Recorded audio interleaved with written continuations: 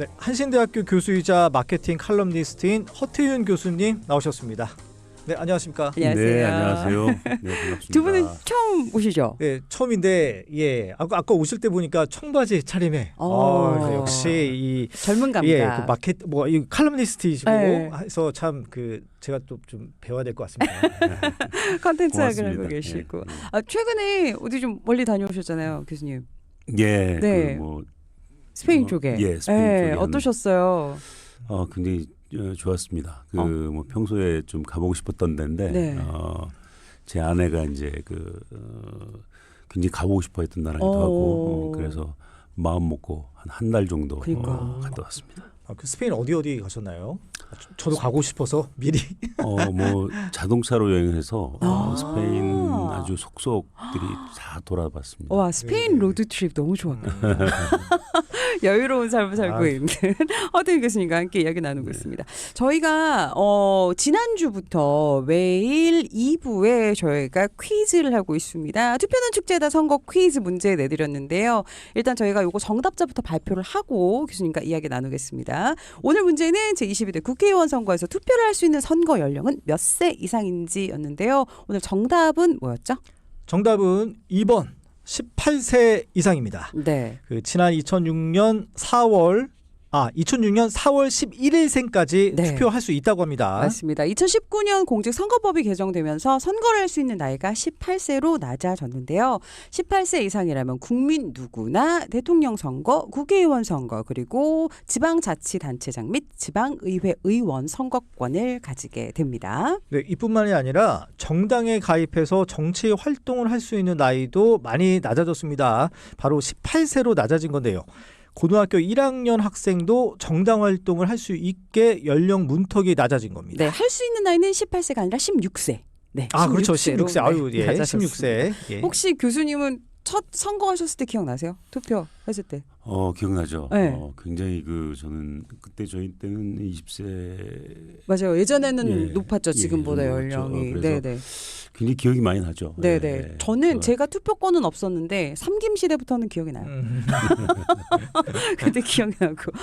오늘 많은 분들 정답 문자 보내주셨는데요. 선물 받으실 세 분을 교수님이 발표해 주실 겁니다. 먼저 치킨 콜라 세트 받으실 두 분은요? 네, 축하드립니다. 8768번 2번 18세. 그리고 우리 아들이 이번부터 투표합니다. 사연 보내주셨습니다. 성인 다 됐네요. 그리고 또 한 분이요. 2140님 18세 이상이라고 정답 말씀해 주셨고 출근길 택시에서 매번 듣는 라디오예요. 배고픈데 샌드위치를 사 먹을까 말까 이렇게 보내주셨습니다. 아침이니까 좀 든든하게 드셔도 될 것 같습니다. 네, 마지막으로 대망의 백화점 상품권 받으실 분 누구시죠? 네, 축하드립니다. 4202번. 저는 대학교 1학년 때 처음으로 국회의원 투표를 했던 게 기억이 납니다. 네네. 첫 투표 때 긴장되고 할 줄 몰라서 직원에게 여쭤보고 투표했던 게 엊그제 같은데 벌써 20년 정도 되었네요. 그러시구나. 너무너무 축하드립니다. 저도 처음에 천 안에 이렇게 뭐라 그러죠? 들어가서 하는데 기표소. 거기 들어가 괜히 두근두근 했었어요. 맞아요. 그 당시에. 예. 네. 오늘 이렇게 세 분께 저희가 선물 드리고요. 당첨자분들은 저희가 당첨 안내 문자 바로 보내드리도록 하겠습니다. 네, 그럼 이제 본격적으로 허태윤의 트렌드 스토리 들어가겠습니다. 네. 오늘 교수님께서 가져오신 그 아이템을 보니까 최근에 문제가 됐던 그 탁구 게이트 얘기를 가져오셨습니다. 네, 여기에서 이강인 선수와 관련해서 광고계 참 시끄럽고 많이 힘들었을 것 같은데 좀 어떤 내용입니까? 네, 이번에 이제 아시안컵 축구 준결승전 때 정말 우리나라의 아주 귀중한 선수들이죠. 예. 손흥민 선수하고 이강인 선수가 이제 갈등이 좀 있었죠. 네네. 근데 이제 마무리는 물론 아름답게 잘 됐습니다. 정말 다행스럽게 이강인 선수가 또 적극적으로 영국까지 달려가서 사과도 하고 네. 또 손흥민 선수는 또 주장답게 그렇게 또 아주 잘 그걸 받아들였고 네. 그다음에 SNS를 통해서 또 이강인 선수를 감싸는 그런 어떤 태도를 보여서 굉장히 아름답게 이제 마무리가 됐죠. 근데 이 과정에서 이 한국 축구를 줄맞은 선수이기 때문에 이 사건을 바라보는 사람들이 이제 국민들 입장에서는 엄청나게 우려를 많이 했죠. 예. 그것 때문에 또 그 감독이 경질이 되는 그렇죠. 결정적인 교체가 계기가 되기 맞습니다. 됐죠. 네네. 그런데 이제 브랜드를 가지고 있는 기업 입장에서도 이강인 선수를 모델로 기용한 기업들이 정말 지옥의 문턱까지 왔다 갔다 하는 그런 어떤 경험을 했던 뒷이야기가 있습니다. 네네. 이제 잘 아시다시피 기업들은 이제 이런 그 유명 선수들 혹은 또 유명 연예인들 이런 분들을 모델로 이제 이 기용을 해서 네. 하게 되면 일단 모델비에 대한 투자도 많이 해야 되고 그렇죠. 또 제작비도 들어가고 맞아요. 또 그것만뿐만이 아니라 또 이걸 광고로 계속 틀어야 되잖아요. 맞아요. 투자가 맞아요. 엄청나게 들어가는데 여기에 또 그런 금전적인 손해뿐만이 아니라 소비자들은 불매 운동을 또 합니다. 그렇죠. 그리고 매출에 그렇기 때문에 차질이 생기고 또 공식 SNS에 비난 댓글이 엄청나게 이제 올라오고 네네. 이렇게 되면은 브랜드에 미치는 타격이 엄청나죠. 맞아요. 네네. 그리고 또 네. 때에 따라서는 그 모델이 뭐 위약금을 배상해야 되는 네, 경우들도 네, 네. 있고 굉장히 네. 복잡한 것 같습니다. 네. 근데 사실은 뭐 이렇게 뭐 광고 모델의 어떤 불미스러운 사건이나 뭐 스캔들 때문에 피해 당하는 일이 하루 이틀은 아닌데 그래도 사실 지금 대부분의 광고 보면 유명인들로 거의 뭐 도배되다시피 정말 네. 많이 있습니다. 왜 유독 이렇게 유명인을 선호를 하는 걸까요? 이게 사실 우리나라가 전 세계적으로도 유명인을 이용한 광고를 많이 하기로 유명합니다. 아, 우리나라가 유독 그래요? 가장 많이 하는 나라입니다. 네. 이런 그 유명인을 이용한 그 광고 전략을 이제 그 브랜드 앰베서더 전략 맞아요. 이렇게 이제 많이 얘기합니다. 들어봤어요. 네. 우리말로는 브랜드 홍보대사 이렇게 네네. 얘기를 하는데요. 한 논문에 따르면은 한국은 세계적으로도 하여튼 이런 브랜드 유명인을 브랜드 앰베서더로 사용하는 그런 광고를 많이 만드는 나라로 1등 국가입니다. 네. 그 비중이 우리나라가 거의 한 60% 이상 됩니다. 모든 광고 60% 정도가 네. 그 유명인들을 기용한 브랜드 앰베서더 전략을 사용하는데 참고로 미국 같은 나라 광고 선진국이죠. 거기는 한 9.9% 정도. 아, 10%도 안 되네요. 네네네. 그 정도고 그밖에 선진국들도 보면 10% 내외 정도입니다. 그런데 한국은 60% 정도 되고 그다음에 그 다음에 이제 일본이 또 굉장히 높습니다. 일본이 굉장히 높고 네네. 이제 이런 것들이 이제 그 국가의 문화 이런 것들하고 또 이제 관계가 좀 있죠. 네. 이게 이제 그 분석을 해보면 이런 나라들이 특히 이제 그 유교권의 국가 이런 나라들은 유명인 모델을 굉장히 즐겨 사용하는데 그 대부분의 나라들이 권력거리라고 그러죠. 파워 디스턴스라고 그러는데 뭐라고 하냐면 권력거리. 권위나 권력에 대해서 구성원들이 느끼는 권력에 대한 거리 인식 정도. 예. 그 정도는 이제 그 권력 거리라고 얘기를 합니다. 그런 거를. 그래서 그런 측면에서 우리나라 권력 거리가 상당히 그 높은 편이고 그리고 앞서 말씀드린 대로 일본 같은 나라도 마찬가지고 네. 유교 문화권이 상당히 비슷합니다. 그리고 또 이제 일부 뭐 중남미 국가들도 있어요. 네네. 그리고 또 하나는 이제 그 관계주의 성향, 이 관계주의 성향, 이 예. 관계를 통해서 자기네 존재감을 많이 느끼는 이제 이런 어떤 사람들이 많은 문화권이거든요. 그런 문화권의 이 특징이 뭐냐면 그런 어떤 권위 있는 사람이나 그다음에 이 셀럽이나 이런 사람들에 대한 어떤 그 선망 이런 것들이 굉장히 높고 그 거리가 어느 정도 있기 때문에 이 사람들이 하는 얘기를 굉장히 많이 믿고 따른다라는 거죠. 맞아요. 약간 어떻게 보면 팬덤도 조금 그런 것 같기도 하고. 예. 네. 근데 그 브랜드 앰버서더 이 전략이 비단 이렇게 아까 말씀해주신 대로 우리 유교권에만 국한된다는 게 사실은 조금 이게 납득은 안 가거든요. 혹시 그 그러니까 미국에 비해서 우리 어떤 이런 광고의 모수가 적기 때문에 비율이 이렇게 높게 나타난 게 아닌가 좀 그런 생각도 드는데 어떻게 그렇지는 보십니까? 않습니다. 그렇지는 않습니다. 뭐 대표적인 경우가 브라질 같은 경우도 굉장히 높거든요.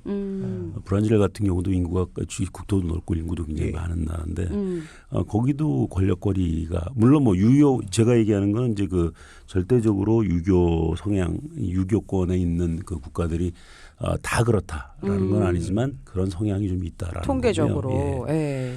그런 거고 어쨌든 뭐 그렇기 때문에 이런 문화권에서는 광고에 등장하는 유명인과 소비자의 관계가 훨씬 효과적으로 형성이 된다. 예. 그리고 유명인을 선호하는 브랜드 소비자는 브랜드에 대해서 훨씬 더 많은 애착을 더 많이 느끼고 또 광고를 더 잘 기억하고 또 호감을 느끼게 되는 이제 예. 그런 어떤 경향이 있다라는 네네 거죠. 맞아. 한때 그 지금은 돌아가셨지만 송혜 선생님이 은행 광고했을 때 당시에 어르신들의 그 은행 가입률, 통장 개설률이 뭐 어마어마했던 기사를 본 기억이 그렇습니다. 나긴 합니다. 그렇습니다. 네네. 네. 뿐만이 아니고 뭐 최근에 이 등장했던 이 임영웅 씨 같은 경우, 아, 예. 네네. 임영웅 씨, 임영웅 효과 이렇게 네. 얘기를 하죠. 그리고 뭐 유명한 BTS도 있고요. 그래서 어쨌든 이런 유명인들이 광고에 출연을 하면 효과가 있다는 것들은 여러 가지 논문에서 이제 그 증명이 됐어요. 네, 얼마나 효과가 있는 거예요? 이게 그래서 실제적으로? 모델이 이제 광고의 설득력보다는 브랜드 인지도를 높이는 효과가 있다는 이론이 있고 예. 또 긍정적인 감정의 전이 뭐 전문 용어로 이제 affect transfer라고 그러는데 이런 부분들이 이제 발생을 함으로써 브랜드에 대한 태도를 좋게 하는데 도움이 된다. 그리고 또 모델이 갖는 신뢰감으로 인해서 신규 브랜드를 하더라도 소비자가 광고 내용을 신뢰하게 된다. 뭐 이런 이론들이 굉장히 많이 있습니다.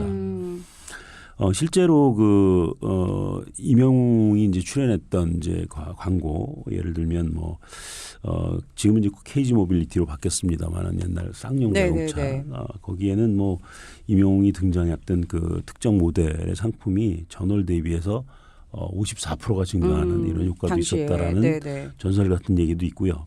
그리고 또 청원아이스라는 그 정수기죠. 네네. 정수기인데 거기에 에스프레소 카페라는 네. 이 커피가 나오는 아마 이제 네, 정수인 네. 것 같은데 이 매출이 전년 대비해서 3배가 늘었다. 네. 뭐 이런 얘기도 있습니다. 네네. 일단 저희가 브랜드 말씀을 드리는 거는 당시에 지금 모델이었기 예. 때문에 네네네. 네, 보도 자료를 기반으로 말씀드리는 브랜드 거고요. 앰버서더가 그 우리들이 일반적으로 생각하는 광고 모델하고는 좀 다른 개념인 거죠, 그죠? 그러니까 광고 모델은 약간 단타적인, 그렇죠. 단기적인.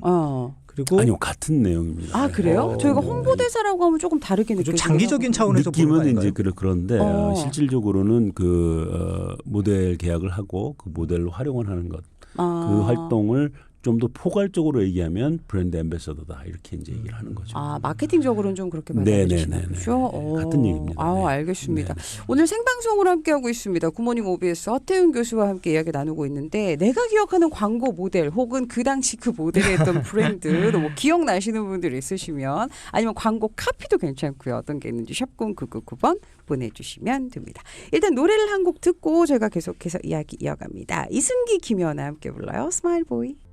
네, 이승기 김연아 스마일보이 이것도 당시에 한 금융그룹 광고 음악이었습니다. 보내드리고 있습니다.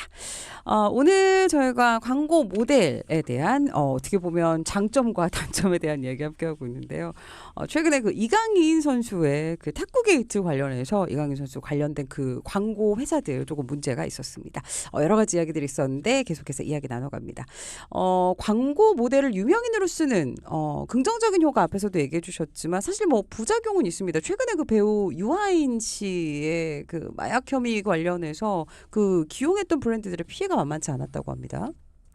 네, 이런 그 브랜드 앰베서더 전략이 효과적이긴 하지만 또 리스크가 굉장히 큽니다. 네네. 이 브랜드 앰베서더 자체가 그 모델 자체가 그 결국은 브랜드하고 같다라는 인식을 많이 하기 때문에 이 브랜드 앰베서더가 어떤 행동을 하느냐, 그다음에 어떤 말을 하느냐, 어떤 스캔들에 휩싸이느냐에 따라서 브랜드에는 직접적인 영향을 미치게 되는 거죠. 그렇죠. 예. 그래서 보통 이제 모델로 발탁을 할 때 그 전에 좀 뭐 사전 조사를 할까요? 그런 걸 좀 많이 하죠. 그쵸. 광고사 많이 입장에서는. 하죠. 위험 요소를. 많이 합니다. 그런 것들을 가능한 한 줄이기 위해서 예측도 하고 그다음에 평판도 이렇게 좀 간접적으로 좀 체크도 좀 해보고 맞아요. 그런 것들을 다 하죠. 예. 함에도 불구하고 사실은 뭐 사람이라는 게 이제 예측할 수가 예측하는 대로 움직이는 게 아니기 때문에 맞아요. 그런데 이제 그럼에도 불구하고 보면 평소에 어떤 언행이나 행동 뭐 그다음에 이제 그간의 어떤 살아왔던 이력 이런 것들을 쭉 보면 유추는 할 수 있는데 어쨌든 뭐 굉장히 기업으로서는 투자를 많이 하기 때문에 굉장히 조심스럽게 그렇게 접근을 합니다만은 그럼에도 불구하고 굉장히 많은 리스크 사례들이 많죠. 맞아요. 그 대표적인 경우가 얼마 전에 이제 그 마약 사건으로 구속된 배우 유아인 씨 경우입니다. 그때 사실 패션 플랫폼이죠. 우리나라에서 가장 큰 패션 플랫폼 그 무땡사, 네, 예. 맞아요. 무땡사 같은 경우에는 엄청나게 피해를 봤죠. 거의 유아인 씨가 저는 그 모델 그 브랜드를 갖고 있다고 생각할 정도로 네, 거의 네. 유아인 이퀄 그 브랜드긴 했었어요 당시에. 네, 특히 이제 이 브랜드는 뭐 무아인이라는 그 가상 인간까지 만들어서 맞아요. 유아인의 버추얼. 이미지를 최대한 활용을 했기 때문에 브랜드의 이미지는 악영향이 엄청나게 컸죠. 이게 맞아요. 돈의 문제가 아니라 이런 브랜드 이미지를 구축하는 데는 굉장히 시간이 또 오래 걸립니다. 그렇죠. 그리고 그 긍정적인 이미지로 이제 만들어내는 데는 더더욱이 어려운데 이렇게 그 브랜드 앰베서더가 일탈 행동을 하거나 스캔들이 일어나거나 이렇게 되면 그거는 하루아침에 또 무너지거든요. 맞아요. 그래서 이제 그 무신사뿐만이 아니라 그 당시에 뭐 아웃도어 브랜드 뭐 그다음에 또 건강 보조식품 뭐 이래서 한 10여 개 브랜드가 유아인 씨를 광고 모델로 이제 기용을 했었는데 네.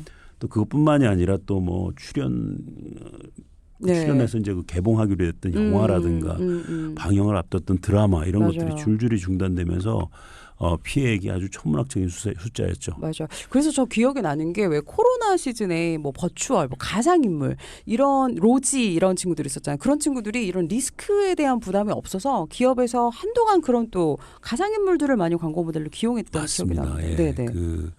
이 가상인간 모델들은 그런 리스크가 전혀 없죠. 그러니까 예. 광고료도 없고. 네. 네. 그럼 예. 그리고 아까 그 유아인 씨가 구속영 됐다고 하셨는데 그거는 아니고 이제 구속영장이 기각됐다는 거. 네, 다시 한번 네네네. 예. 팩트 한번 체크를 해드립니다. 그럼에도 불구하고 어떻게 보면은 이 기업 입장에서 또 스타들을 여러 한 그 모델을 한 곳에서 쓰는 게 아니잖아요. 이렇게 중복해서 또 사용하는 거 이것도 리스크 중에 하나라고요.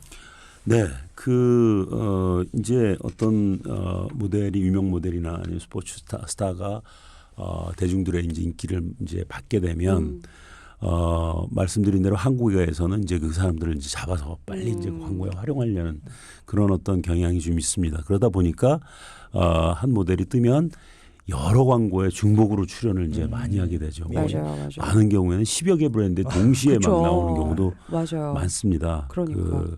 뭐 유아인 씨도 뭐 굉장히 많이 했고 그다음에 또 최근에 이제 그 주목받는 있는 모델이 이제 그 마동석 씨죠. 마동석 씨는 뭐 갈비집 광고, 뭐 맞아요. 보일러 광고, 배송 광고, 배송 광고, 뭐가 뭔지 모르겠어요. 네. 너무 많아서. 그런 게 근데 약간 그게 좀- 바로 폐해입니다. 이게 뭐냐면 물론 이런 어떤 브랜드 앰베서더 광고 전략의 기본은 뭐냐면 그 사람의 유명도, 인지도, 그다음에 그 사람의 이미지를 등에 업고 브랜드가 좀 더 이 마케팅 이제 활용을 하려고 하는 건데 예. 너무나 많은 광고 출연을 하다 보면 그래요. 소비자들은 도대체 어느 광고에 나왔는지 알 수가 없죠. 그 중에서 맞아요. 돈을 제일 많이 쓰는 광고를 기억을 많이 하던가 아니면 아이디어가 출중해서 한 몇 번 보더라도 금방 기억에 남는 광고 네. 그런 광고를 중심으로 기억을 하기 때문에 그 나머지 광고들은 사실은 그 사람이 갈비집 광고에 나왔는지 보일러 광고에 나왔는지 기억을 못한다. 그래 맞아. 가끔은 모델만 기억나요, 진짜. 네, 모델만 네. 기억이 납니다. 네. 예. 그러니까. 그리고 옛날에 이제 또 뭐 요즘 이제 아주 많이 출연한 이제 유재석 씨 같은 경우도 굉장히 모델에 여러 가지 브랜드에 많이 출연하죠. 네. 그다음에 또 좀 지난 얘기지만 그 배우 이영애 씨가 한참 인기 있을 때 많이 나오셨죠. 동시에 뭐 10개 이상 나왔었죠. 네, 맞아요. 그래서 뭐 아침에 이영애와 함께 아침을 먹고 그녀와 함께 잠자리에 들자 뭐 이런 얘기까지 나왔을 정도로 엄청나게 많이 출연했죠. 그러니까. 그래서 말씀드린 대로 이제 해당 모델을 이용한 광고들이 모델 후광 효과를 누리기가 굉장히 쉽지가 않고 이런 경우는 소비자들은 모델은 기억하지만 어떤 브랜드 광고인지 헷갈릴 수밖에 없다라는 겁니다. 맞아요. 그럼에도 기업에서 이런 모델들, 유명인들을 기용하는 이유는 뭘까요? 그 제일 이제 중요한 거는 이 단기간에 가장 그 매출에 영향을 많이 미칠 수 있는 이 마케팅 전략입니다. 그래서 그런 유혹에 특히 이제 마케팅은 거의 뭐 전쟁 같잖아요. 그래서 거기에서 그 매출에 대한 유혹을 이제 버릴 수가 없고 괜히 또 이제 친근한 이미지가 들긴 해요, 사실. 네, 그렇습니다. 예. 그래서 그런데 이제 이런 어떤 리스크도 있고 하지만 또 장기적으로 잘 이걸 활용을 해서 그 바로 브랜드 앰베서더가 그 기업의 이미지, 그 브랜드의 이미지로 아주 잘 전이 돼서 장기간 잘 활용을 하는 네. 그런 사례들도 굉장히 많죠. 맞아요, 맞아요. 그렇지만 제일 중요한 거는 사실은 그 브랜드 특정 유명인의 이미지보다는 브랜드 스스로 그 브랜드의 이념을 잘 만들고 네. 이거를 어떻게 강화할 건가 이런 것들에 이제 몰두하면서 그렇게 하다 보면 그 이념에 동조하는 팬덤이 이제 생기게 되고 맞아요. 예, 그것이 바로 이제 가장 효과적인 브랜드 전략인데 네, 네. 예를 들어서 뭐 우리 잘 알고 있는 이제 미국 브랜드죠. 사과라는 그렇죠. 맞아요. 네. 핸드폰. 맞아요. 여기는 맞아요. 사람보다는 제품이 주인공이 돼서 맞아요. 광고를 주로 많이 합니다. 네, 예. 네. 저희가 시간이 이제 다 지나가지고 오늘은 저희가 광고 브랜드와 모델 관련된 이야기를 함께 나눴습니다. 3814번님 최진실 씨 예전에 남자는 여자하기 나름이에요. 이것도 기억이 나신다 그러고 오늘 허태윤 교수님과 함께 트렌드 스토리 함께 이야기 나눴습니다. 다음 시간에 또 재밌는 주제로 이야기 나누겠습니다. 감사합니다. 네, 감사합니다. 네, 고맙습니다. 네. 네.